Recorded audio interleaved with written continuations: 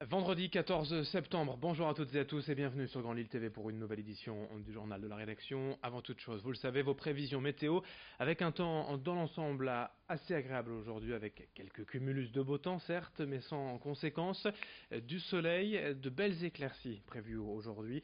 Après une matinée assez fraîche, on a relevé moins de 10 degrés tôt ce matin. Les températures maximales seront à peine de saison avec 19 degrés cet après-midi à Lille. On en reparle bien sûr après ce journal. À la une, d'abord, le sport, l'événement du week-end dans la région, c'est le retour de la Coupe Davis de tennis au stade Pierre-Mauroy à Villeneuve-d'Ascq. Cet après-midi, 13h30, la France affronte l'Espagne en demi-finale de la compétition avec comme premier match Benoît Paire contre Baplo Carreno Busta et ensuite Lucas Pouille, le nordiste, contre Roberto Bautista Agut. Notez pour les supporters devant se rendre au stade Pierre-Mauroy cet après-midi que Transpol renforce son dispositif métro. Plus de rames en circulation avant et après les matchs et des navettes gratuites entre la station de métro Les Prés à Villeneuve-d'Ascq et le stade. Le sport, toujours avec le retour également du LOSC en championnat de France de Ligue 1. Ce week-end, c'est demain soir à 20h, un déplacement à Amiens pour les Lillois. Ce match forcément fera écho à de nombreux supporters après l'effondrement de la tribune du stade de la Licorne l'an dernier. Les fans lillois ont d'ailleurs l'intention de porter un gilet jaune en souvenir de l'accident. Les joueurs du coup évolueront aussi avec un maillot jaune en soutien aux blessés de l'an dernier. Pour ce qui est du terrain, deux nouveaux joueurs ont été présentés hier à Luchin, le défenseur Jérémy Pied et l'attaquant portugais Rui Fonte. Pour le reste, dans l'ensemble, le groupe sera opérationnel pour ce match à Amiens demain. Pour rappel, le LOSC est actuellement 4e au classement et Amiens 14e. On écoute l'entraîneur Christophe Galtier à propos de ce maillot jaune prévu demain sur le terrain. Je vais simplement dire à mes joueurs déjà d'une qu'on a une revanche à prendre face à cet adversaire-là, même si les effectifs ne sont pas les mêmes, mais qu'on a une revanche à prendre sur Amiens par rapport à la saison dernière, par rapport aux doubles confrontations, dans des contextes dans des contextes différents, et que aussi par soutien à nos supporters, on a décidé de jouer en jaune. Ils viennent avec des gilets jaunes et nous on aura notre maillot jaune et on a décidé de jouer en jaune pour montrer ce signe de solidarité vis-à-vis de nos supporters et faire en sorte que cette saison soit une saison où le projet soit commun et commun entre évidemment tout le monde en interne au club mais aussi avec nos supporters. Amiens-Lille, demain soir, 20h, au stade de la Licorne. Après l'annonce du plan pauvreté d'Emmanuel Macron, près de 8 milliards d'euros sur 4 ans en France, je vous rappelle qu'une des populations les plus touchées par la pauvreté, c'est évidemment les étudiants. Cette année encore, l'UNEF, le principal syndicat, a réalisé son enquête concernant le coût de la vie étudiante. En cette rentrée, elle est en hausse à Lille de 2,62% par rapport à 2017. Selon cette étude, un étudiant lillois dépenserait en moyenne 876 euros par mois. Lille se classe ainsi en 14e position des villes les plus chères pour étudier au niveau de Bordeaux ou de Montpellier.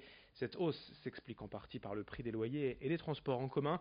En conséquence, beaucoup d'étudiants doivent travailler en parallèle, ce qui est souvent synonyme d'échec. Explication avec un représentant de l'UNEF à Lille rencontré pour nous par Alexis Tessier. On a un impact qui est difficile pour les étudiants puisque c'est le salariat étudiant qui pousse les étudiants aujourd'hui à l'échec à l'université, puisqu'aujourd'hui la première cause d'échec à l'université c'est le salariat. C'est un étudiant sur deux qui est obligé de travailler à côté des études, donc c'est du temps en moins pour réviser, du temps en moins pour étudier et travailler, et surtout aussi c'est du temps en moins pour des étudiants pour aussi avoir leur plaisir personnel, puisqu'aujourd'hui être étudiant c'est aussi un travail à temps plein, et aujourd'hui les étudiants n'ont pas uniquement que ça dans leur poste d'emploi du temps au quotidien, quoi. Le grand angle de la rédaction à la rencontre de François Marien, un Belge de 32 ans, handicapé de naissance et ancien candidat de l'émission Un dîner presque parfait. Dans les prochains mois, il devrait ouvrir à Lille un restaurant en faveur de l'inclusion. Il veut en fait mêler sa passion de la gastronomie à son combat pour l'acceptation des différences. Il s'en explique dans une interview long format réalisée par Edil Gunay.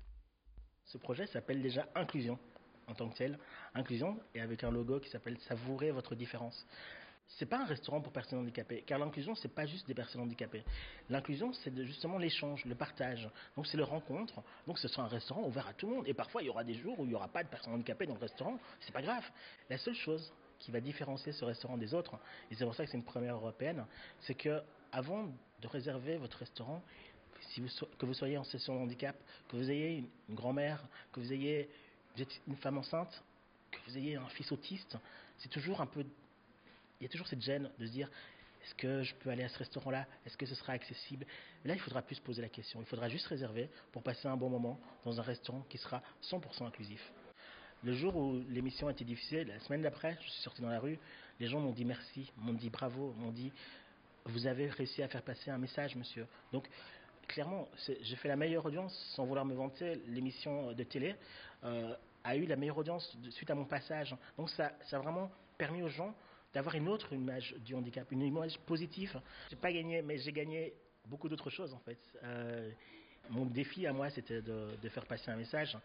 Et le fait que je l'ai réussi, ça me fait gagner tout ce qu'on veut. Bientôt, je vais lancer une campagne de financement participatif la semaine prochaine ou dans 2 semaines. Donc moi, je vous invite vraiment à me retrouver sur Facebook, sur Twitter aussi, Marien François. Je suis très visible. Donc voilà, les informations vont suivre. Mais effectivement, je vais avoir besoin aussi de financement parce que c'est un gros projet.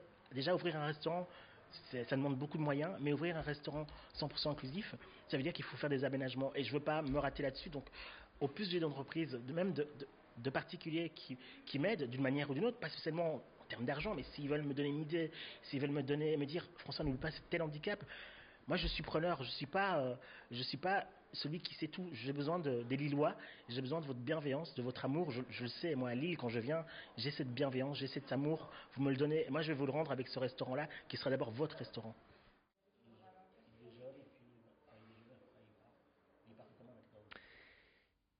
À Roubaix, juste en bref, une dernière information pour terminer ce journal. Depuis plusieurs semaines, de faux agents de la ville sonnent aux portes pour proposer d'installer la fibre optique. Il s'agit évidemment d'une arnaque puisque ce n'est pas à la municipalité de se charger de cette installation.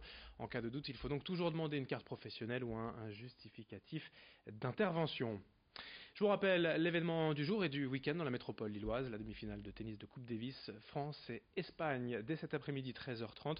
Dispositif transport renforcé avant et après les rencontres pour permettre aux supporters de se déplacer en toute facilité aux abords du stade Pierre-Mauroy. Première rencontre à 13h30. Fin de ce journal, merci à vous de l'avoir suivi. Dans un instant à suivre, bien évidemment, d'autres informations près de chez vous et d'autres éditions dès le prochain quart d'heure. Merci de votre fidélité.